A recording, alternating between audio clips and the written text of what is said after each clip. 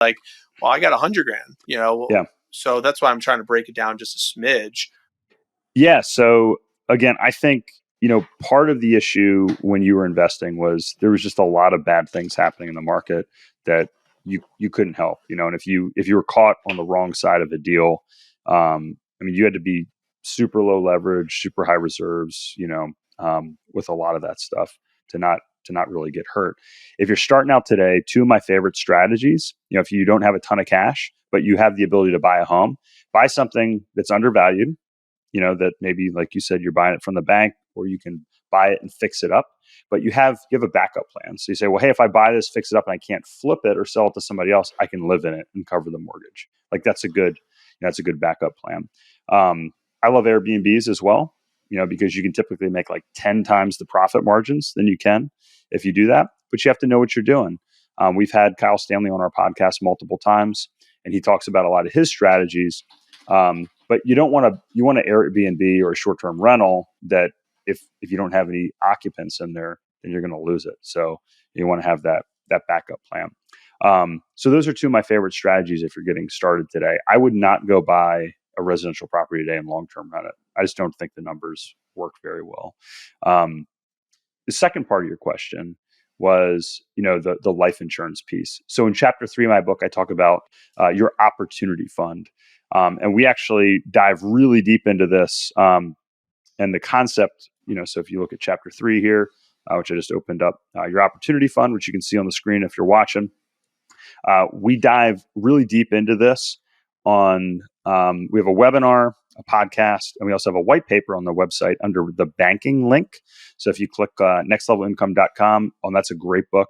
Under the banking link, you're going to see the investment optimizer concept.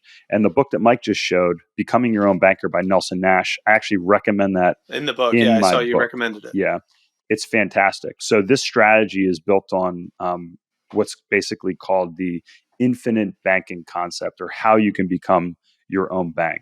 So I really like this strategy, Mike, because what you do is you actually remove a bit of the risk. Now, it takes time, like anything. So if you're building a business, it takes capital, it takes time to do that. I would do that first, though. So that's the short answer to your question.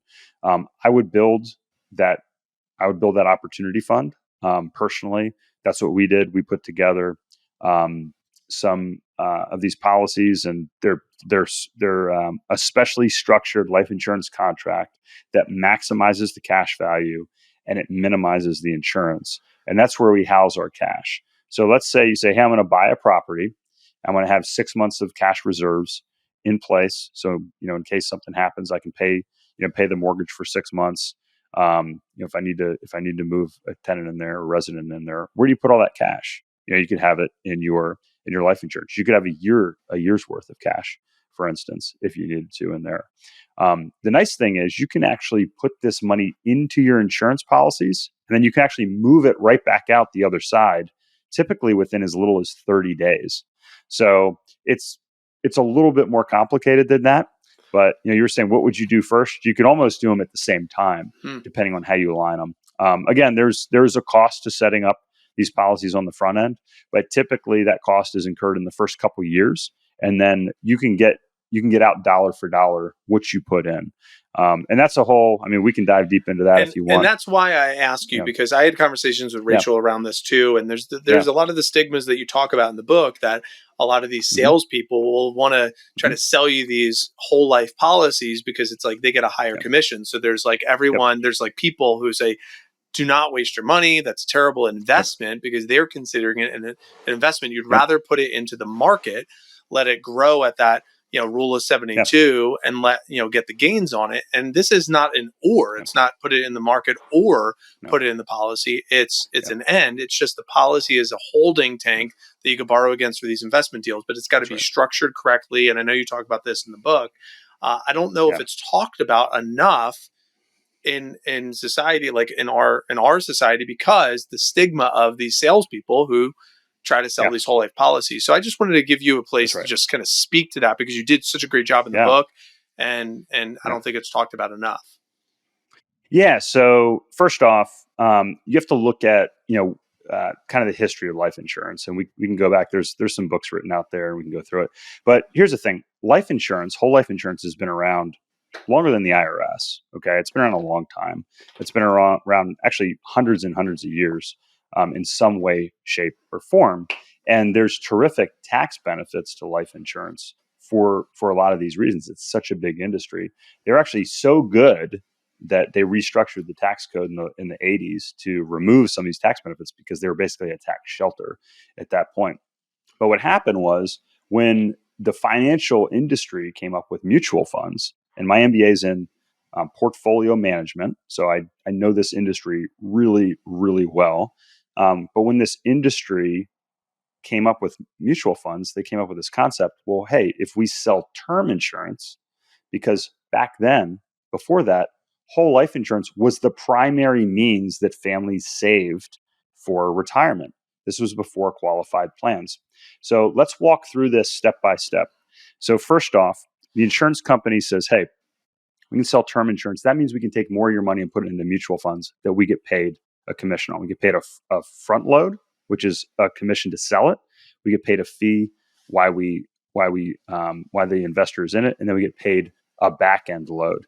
And the problem is these fees are woven in. They're very complex. A lot of people don't understand, right? They're like, oh, my advisor makes me money every year. Now, I'm not saying that financial advisors are bad or are good, but when I was in medical device sales, I worked for a company and we sold implants and we would be in surgeries. Now, if a surgeon looked at me and said, hey, Chris, what product would you recommend for this specific surgery? What do you think I'm going to recommend? I'm probably going to recommend my company's product, right? If a customer called you, Mike, when you were with Cutco and said, hey, what kind of knife would you say Wusthof or Henkel's, or would you probably say Cutco? And if you wouldn't say Cutco, I would question your conviction as a salesperson, right? So I'm not saying that's good or bad, but you have to understand that people are getting paid. Now you can say, well, Chris, you are a licensed life insurance agent and you would get paid by these. Okay, fair enough. At least you understand, how these things work and do that. So that's step one. Step two, let's say, what are you going to do with the money? So if you're going to put it in a qualified plan, which means a tax deferred plan like a 401k, an IRA, you have to understand some basic math. If you put money in a qualified plan, you are betting that your taxes will be lower in the future. Let me repeat that again. You're betting that your taxes are going to be lower in the future. If you pay a 25% tax rate and you get a 10% rate of return, and you don't pay the tax on the front end, it accrues tax-free for, say, 20 or 30 years, and then you pay that same 25% tax rate after that, as you take that money out, there's no difference as if you paid tax in the beginning and then you didn't pay tax on the end. So you can do the math on your own. You can test my math if you choose to, but that's the deal. So you're betting that your tax rate's lower in the future. So if you're one of these people that says, hey, I'm going to buy term and invest the difference, and you're probably maxing out your 401ks, that means you think you're going to be poorer in the future in some way, shape, or form than you are today. I'm not that kind of person. So if you say, hey, Chris, I'm not going to make as much money in the future, I'm going to spend all my money before I die, I'm not going to leave a legacy for my heirs, that is not who I'm talking to, okay? Now, if you talk to people and they say, hey, Chris is wrong, you shouldn't buy whole life insurance, you should buy term, invest the difference, ask them a couple questions. One, are you financially independent? Two, how much are you worth? Are you worth 8 figures? Are you going to leave 9 figures as a family legacy? Like, you need people that are really wealthy. Ask them what they do. You're going to get different answers, okay? So that's the second piece of this. And before you go to the third piece, the age bracket of buying whole life, because if we're talking to someone who's in their 30s, they're not really thinking about, oh my gosh, I got to go have a life insurance just in case, because they're still like accumulating their wealth and maybe they don't have as large of a net worth. That's kind of a little bit of the argument against, why do I even need life insurance at all if I don't have as much assets? But we're talking about, if you want to get into the investment arena, you probably don't have as large of a net worth yet to protect yourself against. So I just want to, before you go to number 3, can you kind of speak to that psychology just a little bit? Yeah, and actually, that's going to be kind of core to the concept. No, that's okay, because you can't read my mind here. But so we talked about the history, like how this came to be, and why this talk track came up, and then we talked about some of the assumptions, right? So if you're thinking, hey, buy term, invest the difference, how did that whole concept come to be, and why would people be drawn to that?